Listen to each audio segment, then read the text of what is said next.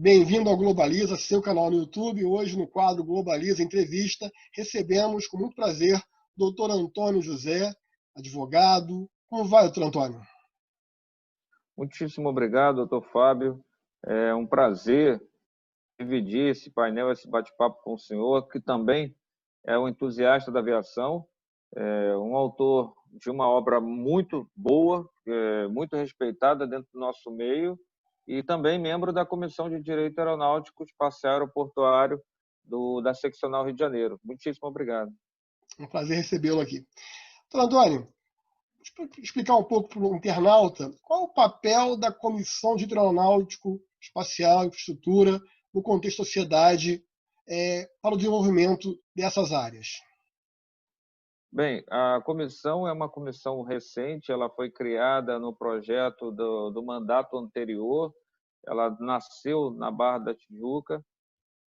A importância dela é de, primeiro, levar esse conhecimento do direito aeronáutico, que é um conhecimento importantíssimo, muito específico para os advogados, e depois criar trabalhos escritos, pareceres, seminários, painéis. E, para nossa surpresa, quando nós iniciamos esse projeto acadêmico, que era um projeto acadêmico, a gente percebeu que os profissionais do setor estavam represados, ávidos pelo conhecimento, e a comissão ganhou vida própria. Hoje nós fazemos parte também da seccional, como o senhor disse, e também do Conselho Federal da OAB. Essa comissão hoje é a nível nacional e a gente cria uma grande interlocução aí com o segmento aeronáutico no Brasil. Embora o direito aeronáutico não seja uma ciência nova, há uma percepção de minha parte, não sei se o senhor compartilha, que ainda há um desconhecimento grande, quer seja por parte de colegas, advogados, quer seja por parte de juristas, magistrados, membros do MP, defensores em geral. Esse sentimento que eu tenho é equivocado ou ele tem algum fundamento? Não, o senhor está certíssimo.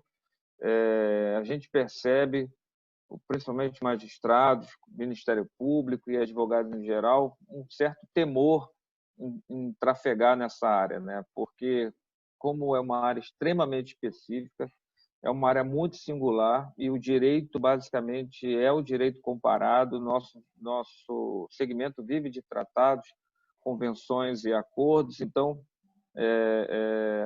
as pessoas, mesmo respeitando, e claro, a nossa soberania legislativa, ficam temerosas em trafegar nessa área. Mas a função da comissão é essa, como eu gosto de dizer, baixar os muros, e trazer essa junção de forças. E hoje a gente percebe, na comissão, por exemplo, temos o procurador-geral da ANAC, temos juízes federais, temos a Polícia Federal, CENIPA, DECEA. Então, é um grande time em prol do direito aeronáutico.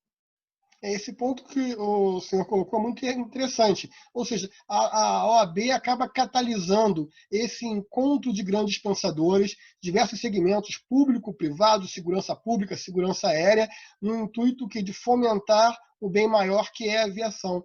Nessa questão, a própria investigação de acidente aéreo, hoje, é um tema de competência civil, militar, judicial. Como é que o senhor vê isso? O Brasil ele tem também essa singularidade, né? Nós temos ainda a participação, e acho que ainda não é a palavra certa, porque nós temos a participação dos militares na aviação civil. Antes o DAC regulava, fiscalizava, agora a participação dos militares está no DECEA, né? No órgão de controle de tráfego aéreo, e no CENIPA, que é justamente uma instituição de excelência que faz a investigação e prevenção de acidentes aeronáuticos, emite recomendação, e, como o próprio nome diz, a função do CENIPA não é dispor a judicialização dos eventos, e sim criar novos comportamentos ou recomendações para prevenção e para que esses acidentes não voltem a acontecer. Quando a gente fala de acidentes ou incidentes aeronáuticos, alguns prejuízos também, extravio, atraso de voo. fatos comuns, corriqueiros de grandes cidades que, com o aumento da população, não são desejados, mas ocorrem. Nos traz aí a reboque o assunto da responsabilidade civil. E existe hoje uma grande celeuma entre a aplicação de normas específicas, mormente quando são voos internacionais, e a aplicação do Código de Defesa do Consumidor. A comissão formou algum entendimento sobre a prevalência de uma norma ou outra nesse assunto? Muito bem abordado, doutor Fábio. O Código de Defesa do Consumidor é uma legislação primorosa, né? Ele criou uma grande revolução nessa relação de consumo, mas a gente volta no direito aeronáutico também a algumas singularidades, porque vamos tomar como exemplo a ICAO, que é a Associação, a Organização Internacional de Aviação Civil, que uniformiza tecnicamente e também comportamentalmente as empresas aéreas e os estados. São 193 países hoje signatários da ICAO. O Brasil faz parte, sempre fez parte do Grupo 1. Imagina se cada país desse quisesse prevalecer o seu Código de Defesa do Consumidor. Uma aeronave decola de determinado país, atravessa 15, 16 países e problemas consumeristas acontecem. Então, a gente também luta por uma uniformidade de pensamento, luta para trazer aos consumeristas esse conhecimento comparado. Não estou falando em isenção ou não usar o código, de forma alguma, mas a aviação tem uma responsabilidade quase integral no Brasil, principalmente questões de imprevisibilidade, e digo questões de imprevisibilidade porque vivemos hoje uma questão já caracterizada pela própria AGU como caso fortuito ou força maior, né? Que é a pandemia, mas a aviação ainda tem uma responsabilidade quase integral, enquanto outros países não pensam dessa forma. Isso faz com que, muitas vezes, esse excesso de judicialização espante investimentos internacionais que ficam temerosos porque o Brasil não tem um comportamento uniforme em relação aos demais países. Então, ontem mesmo a gente conversou com os amigos do Procon, e isso é uma questão de juntar forças, juntar conhecimento para que a gente pense de uma forma que traga o benefício aos consumidores também, Agora, principalmente, né, perdão, pode prosseguir. principalmente aos consumidores. E é bom que seja dito que todos os advogados que militam no setor da aviação, seja qualquer tema, ele coloca antes da discussão a segurança da operação, a segurança do voo. Então, nenhum tema nosso pode ter mais peso do que a segurança de voo. E isso torna o direito aeronáutico também mais difícil, porque muitas vezes a segurança de voo, a segurança da operação é cara. É importante que se diga que a Comissão de Aeronáutico não é uma comissão para as empresas aéreas, mas é uma comissão que vai discutir o direito, e nesse ponto ela vai sopesar tanto as necessidades do usuário quanto as necessidades do operador em prol do benefício do próprio sistema como um todo, por ser uma atividade estratégica. Doutor Antônio, a questão que vem à tona aí é esse momento tão delicado para as empresas aéreas, para os países, que é o problema de saúde pública ligado à pandemia. As empresas aéreas estão sendo afetadas em que grau? Temos risco de empresas aéreas deixarem de existir no nosso país? Olha, a afetação das empresas aéreas é muito, muito forte. Nós fomos um dos primeiros setores sensíveis a sofrer com esse momento. Enquanto não se discutia aqui no Brasil sobre a pandemia, nós já tínhamos aviões ficando vazios, passageiros deixando de utilizar, passageiros deixando de se locomover, cargas também tendo restrições de transporte. Então, a aviação teve quase, em muitos países como o Brasil, quase 90%, 95% da sua malha afetada. Isso é muito sério, isso faz com que as empresas percebam que não é um momento transitório apenas, é um momento de reflexos que serão dimensionados em mais de 2, 3, 4 anos, e com certeza, para a sobrevivência das empresas, principalmente no Brasil, que tem todas essas particularidades, como tributações estaduais em combustível de aviação, excesso de judicialização, questões de tarifas ainda muito altas. Claro que as empresas aéreas passam a repensar no seu modelo empresarial e ficarem extremamente preocupadas com a sua sobrevivência. A gente viu essa semana uma iniciativa da Latam com a Azul em iniciar um code-share. Isso é uma questão de sobrevivência. As empresas sentem a necessidade de fusão, sentem a necessidade de aproveitamento dos seus aviões. Não faz sentido uma empresa decolar, por exemplo, de Guarulhos para Brasília, com uma empresa, as duas decolando juntas e cada uma com 10 passageiros. Então, essas iniciativas são benéficas e necessárias à sobrevivência. De fato, é uma atitude louvável das companhias aéreas que pensam na sua preservação como atividade estratégica, como atividade de negócios e para manutenção de empregos. Nós temos hoje uma grande preocupação por parte tanto do pessoal em solo quanto da tripulação sobre a quantidade de voos e, consequentemente, dos seus empregos. A OAB tem acompanhado também essa questão de ordem trabalhista? Sim, também o direito aeronáutico tem singularidade no setor, no segmento trabalhista.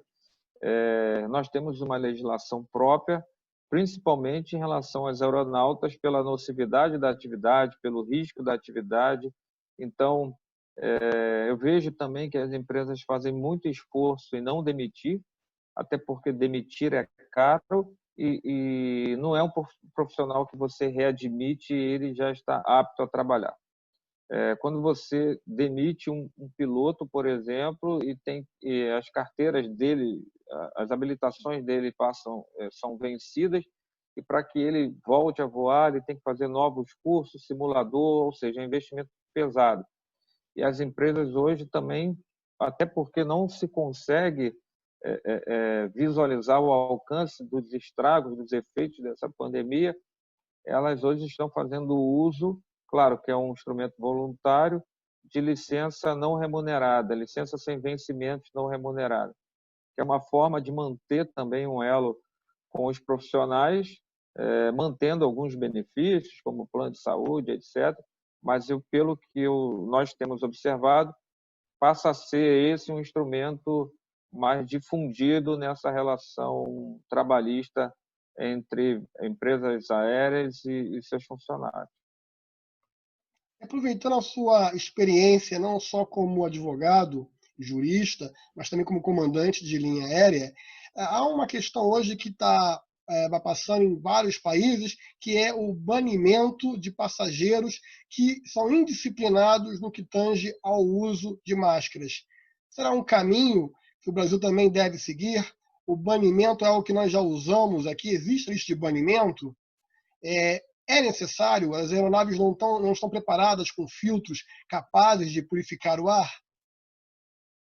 Olha, essa pergunta ela é bem profunda, né? Porque uniformizar comportamentos é extremamente difícil, mas aqueles que estão inseridos na coletividade têm que pensar no bem coletivo. Então, as instituições as públicas, principalmente a Anvisa, a ANAC, hoje discutem esse pensamento, como proteger a coletividade.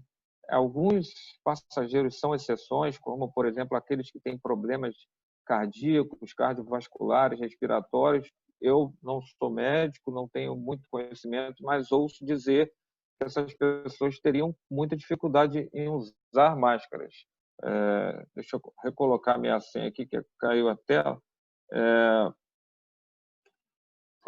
Essas pessoas teriam muita dificuldade em usar máscaras, mas imagine também o mal-estar entre os demais passageiros se alguém não estivesse fazendo uso de máscara. Então, nos próximos dias, como a aviação é um meio extremamente regulado, nenhuma ação, nenhuma atitude, nem de comportamento pode ser uniforme. Tem que ser acordado com os aeroportos, com outras empresas aéreas, com com o poder público inserido dentro do sítio aeroportuário.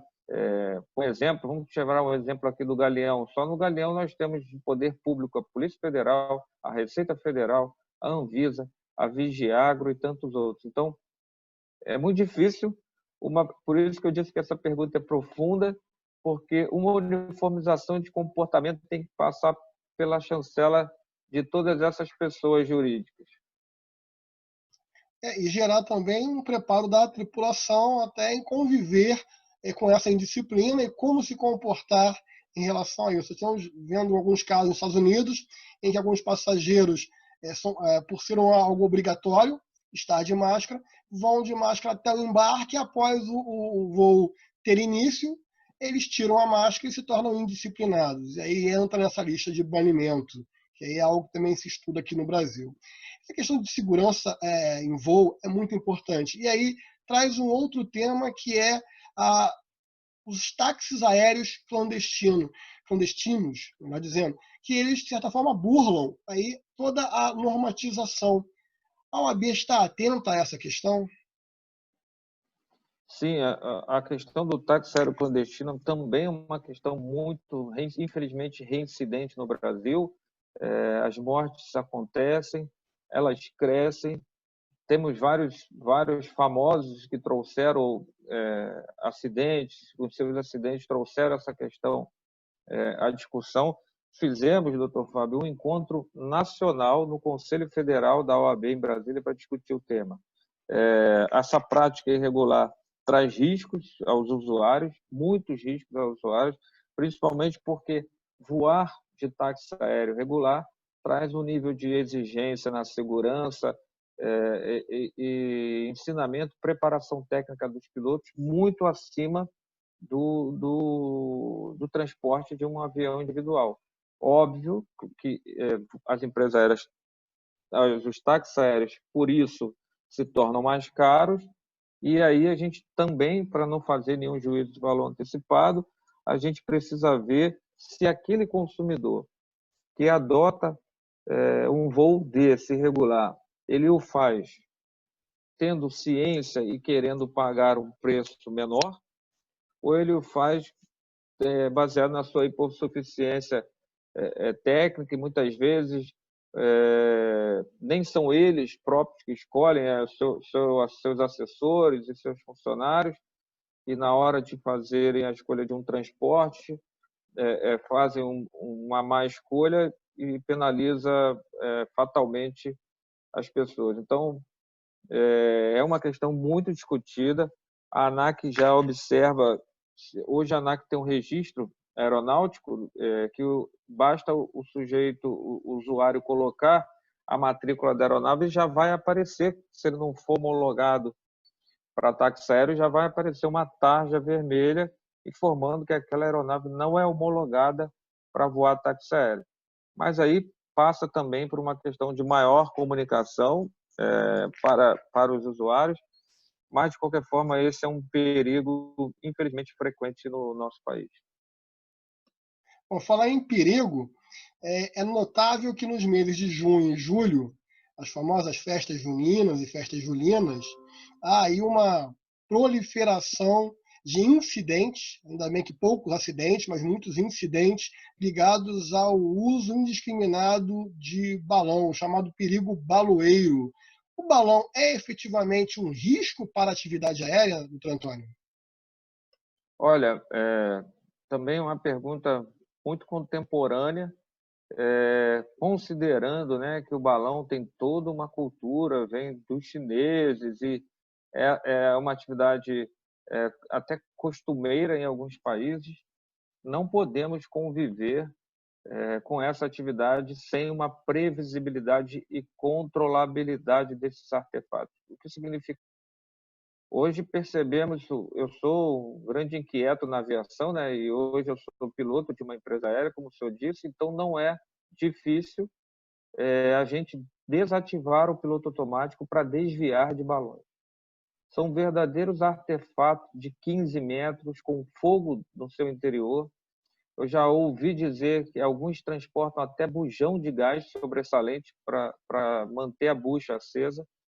Então, imagina uma aeronave comercial que voa em torno de 900, 950 km por hora, se chocando com artefatos desse.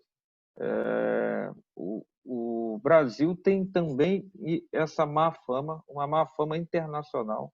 Alguns pilotos de outras empresas aéreas, como Lufthansa, América, me perguntam: mas por que vocês soltam balões? Então, isso passa por uma questão de educação, de cultura, e a gente até costuma dizer que trata-se de uma tragédia anunciada. Essa questão já é tipificada na Lei de Crimes Ambientais e também tipificada no Código Penal, artigo 261, que era expor a navegação, a segurança da navegação aérea a risco com pena de reclusão, inclusive. Mas a fiscalização também ainda precisa ser aumentada e intensificada essa prática. A aviação, eu sempre costumo dizer que ela é baseada em um tripé, né? Velocidade, eficiência e segurança. Segurança é um dos tripés que nós não podemos aceitar flexibilização. Eu acho que, embora, como o doutor Antônio falou, seja uma questão de ordem cultural no Brasil, isso deve ser mais regulamentado, reprimido, uma vez que, da mesma forma que a vaquejada, outros fenômenos aí que também, historicamente, mas em razão de maus tratos aos animais, foram disciplinados, entender o contexto social, o contexto histórico, mas preservar vidas. Antônio, prazer enorme tê-lo aqui no Globaliza. Queria agradecer a sua participação, você é sempre muito bem-vindo. Eu acho que temas como aviação, direito, a missão do Globaliza é essa, é debater assuntos, levar conhecimento, reflexão aos internautas. Gostaria de ouvir as suas considerações finais e, desde logo, convidá-lo para uma próxima participação. Olha, agradeço, já antecipo meus agradecimentos, agradeço e aceito o convite, é um grande prazer bater papo com um profissional também muito respeitado na aviação. Então, eu considero que estamos de braços abertos. A Ordem dos Advogados do Brasil não é apenas a casa do advogado, é a casa da sociedade civil. Então, estamos de braços abertos para trazer conhecimento, para bater papo, para mostrar que o direito aeronáutico não é motivo para que as pessoas fiquem longe, ao contrário, essa conscientização volta à nossa base primária, como eu falei no início, que é a segurança das nossas operações. As nossas atividades passam por questões de incolumidade pública, então a segurança da operação é a segurança e o bem-estar do cidadão. Muitíssimo obrigado, doutor Fábio. Estou à disposição, podem contar comigo e parabéns pela iniciativa, excelente. Bom, de antemão também eu já estendo o convite aos demais colegas, meus pares da comissão, para cada um na sua expertise também vir aqui para a gente compartilhar um pouco desse entusiasmo que temos pela ciência aeronáutica e pela ciência jurídica. Para você que acompanhou esse canal, muito obrigado. Para você que hoje está nos conhecendo, eu te convido a se inscrever no canal, curta, deixe seus comentários, deixe suas perguntas.